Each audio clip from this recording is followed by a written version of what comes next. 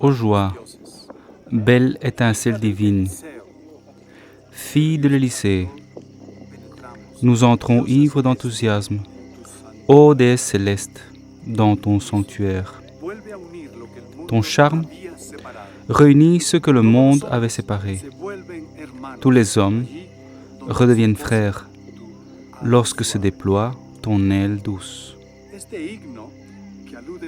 Cet hymne, qui fait allusion à la chaleur fraternelle et à cette disposition de l'âme vers ce qu'il y a de vraiment humain et de non animal en l'homme, a inspiré au noble Schiller d'écrire les strophes immortelles de son hymne à la joie, ou hymne à l'humanité.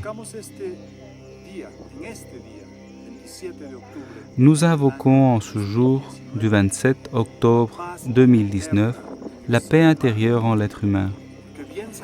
Et nous savons bien qu'à partir de cette paix, il est possible une nouvelle humanité fraternelle, basée sur l'amitié et la joie.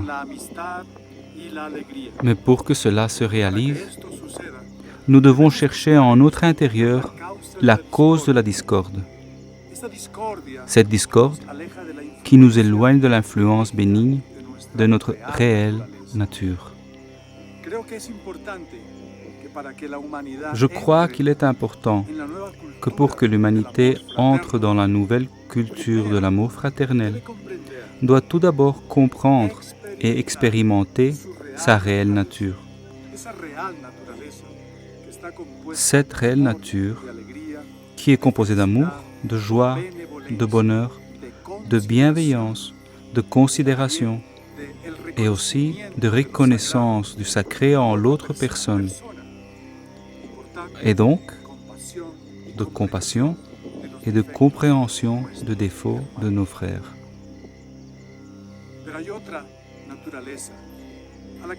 Mais il y a une autre nature avec laquelle nous sommes très bien familiarisés et compromis, celle de la souffrance, de la préoccupation, de l'anxiété, des traumatismes, de la peur, de la dépression.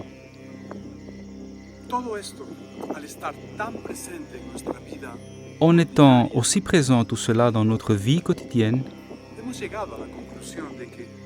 nous sommes arrivés à la conclusion que cette expression, cette nature aussi est réelle. Par conséquent, la conclusion globale et ordinaire, sans aucun type de méditation et analyse, affirme que notre nature humaine est duelle et qu'il faut accepter les deux natures comme partie d'une vérité universelle. De plus, pour renforcer et justifier cette vision erronée, on dit que, étant normale la nature de la souffrance, il faut l'accepter, l'embrasser et l'intégrer dans notre vie, car si nous la rejetons, nous courons donc le danger de vivre sans équilibre. Cette conclusion est devenue la voie officielle pour tout sur la planète et qui va contre cette vérité est pris et considéré comme ignorant. En revanche, en faisant une étude comparée des traditions spirituelles et philosophiques de tous les temps, nous trouvons que celles-ci enseignent et montrent que l'être humain a une seule réelle nature, la nature spirituelle, dont l'expression fondamentale est la joie.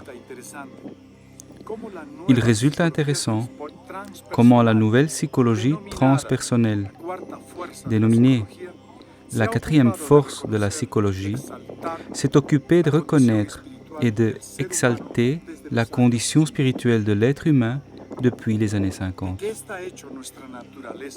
De quoi est faite notre nature spirituelle? De joie, comme dit Schiller. La joie est une vertu analogue au bonheur. Et donc elle est connectée avec la perception de la beauté de la vie dans toutes ses formes. La joie continue de faire partie de notre nature, mais elle ne se manifeste pas dans son expression maximale, car elle est conditionnée par différents aspects de notre ego qui fragmentent notre conscience la conditionne et l'asphyxie. Qu'est-ce qu'est l'ego? C'est la tristesse que tu expérimentes, c'est l'anxiété, la dépression, la peur, l'orgueil, la vengeance. Tu as appris quelque chose de cela? Non, au contraire, tu t'es plongé dans plus de tristesse, plus de dépression, plus de préoccupation. Là, il n'y a pas de sagesse. Ce qui se passe, c'est qu'il y a de la paresse, et cela signifie qu'il est mieux, plus facile, de s'intégrer à la souffrance que de cultiver la joie.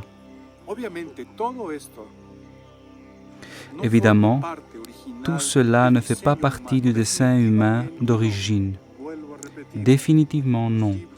Je répète, dans les livres des grandes traditions sacrées, nous nous rendons compte que le dessein humain est basé sur un gène spirituel qui inclut la joie et certainement pas la souffrance ni ses conséquences. Au contraire, les gourous, les maîtres, les traditions authentiques mettent l'accent sur les propos de la vie, qui est de nous élever au-dessus de la souffrance, dont la racine est l'ignorance. Et qui ose faire cela au cours de sa vie deviendra un être autoréalisé, illuminé. Ensuite, nous pourrons vivre, comme le dit Paul dans son évangile, de gloire en gloire, chaque jour. Notre vie sert à dénoncer l'ego. Puis dans ces processus, comme le dit Paul, nous pourrons aussi être heureux même devant l'adversité. De plus, il résulte que cette réalité que nous assumons comme vraie est fausse, un mirage. C'est pourquoi nous devons oser connaître la vraie réalité. Mais pour que cela se produise en nous, nous devons réaliser un voyage intérieur, ce que les maîtres, les chercheurs de cœur ont appelé le voyage du héros. Le voyage durant lequel on se conquiert soi-même. Gautama Sakyamuni, le Bouddha historique, l'appela le voyage du conquérant. Un signe très évident de la présence de l'ego qui est passé inaperçu en l'être humain est l'inconscience. Et de l'inconscience découle l'ignorance, de ne pas savoir, de ne pas avoir expérimenté l'amour, la joie, la beauté, les réalités et les émotions de type supérieur. Les actes inconscients de l'être humain sont perçus comme réels, comme authentiques, comme des actes conscients, mais véritablement, ils ne le sont pas. Un exemple en est la violence et toutes ses formes d'expression qui a divisé l'homme à l'intérieur de soi-même et l'a séparé de ses frères.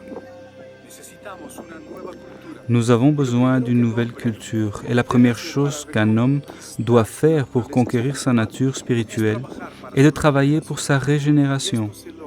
Cela se fait en éliminant progressivement l'ignorance en chacun de nous, puisqu'elle fait partie de la nature égoïstique.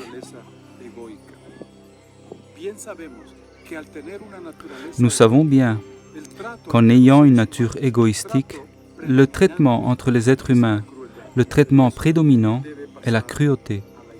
Mais cela doit passer à l'histoire. Pour cette raison, les sages de tous les temps et l'attitude ont recommandé la non-violence, la himsa. La pratique de la non-violence chaque jour développe l'amour. Ahimsa, la non-violence, est un autre nom qu'à la vérité ou l'amour. Ahimsa est amour universel. Où il y a amour, il y a ahimsa. Où il y a ahimsa, il y a amour et service désintéressé. Toutes ces vertus vont ensemble. La non-violence est le meilleur et le plus noble de tous les traitements que nous devrions exprimer dans la vie et dans les activités quotidiennes. La non-violence est l'unique chemin pour atteindre et profiter de la paix intérieure et béatitude ininterrompue. Sa signification complète implique une abstinence absolue de ne provoquer aucun mal à toute créature vivante, que ce soit en pensée, parole ou action. Pour ne pas faire du mal, nous avons besoin de notre cerveau, bouche, mains et gestes inoffensifs. La non-expression de la colère est le développement d'un acte mental dans lequel la haine est remplacée pour l'amour. Si tu veux connaître et expérimenter ta nature cristalline, tu dois faire un vœu sincère en cette vie qui est si courte. Ce vœu est d'incarner l'amour. Fais le vœu de la non-violence. Rappelle-toi qu'à chaque fois que tu manifestes la violence, tu romps ce vœu. Chaque fois que tu manifestes le mépris envers les autres, antipathie, préjugés irrationnels, tu es en train de rompre le vœu. Chaque fois que tu abuses de quelqu'un, chaque fois que tu parles mal des autres, que tu murmures, que tu diffames, chaque fois que tu couvres des pensées de haine, tu es en train de rompre ton vœu de non-violence et tu es en train de t'éloigner de ta réelle nature.